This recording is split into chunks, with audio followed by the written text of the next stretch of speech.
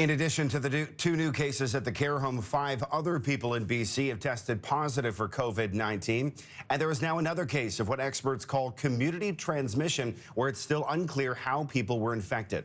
Let's go to Norma Reed in the Breaking News Center now with the big picture on the rest of the new BC numbers announced late today. Norma. Scott, Dr. Bonnie Henry confirmed at least one of the new cases is a community transmission, and they don't know what his contacts were. On top of the 2 healthcare workers we told you about, a woman in her 60s who traveled to Egypt, a man in his 40s who traveled to Germany, and a man in his 90s who was on board the Grand Princess cruise in early February, not the more recent cruise, have all tested positive. There's also 2 new cases in the Fraser Valley Health region, a man in his 90s who's currently in hospital with an unknown contact, and a community transmission, a man in his 40s without a direct link to the virus.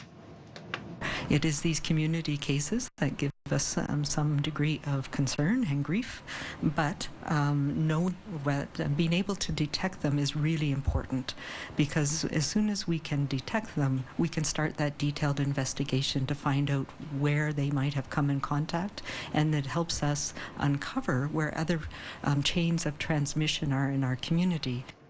So Henry also said that a close contact of the woman who traveled to Egypt could be confirmed positive soon after taking a Nile cruise together. Scott. Okay, thank you, Norma.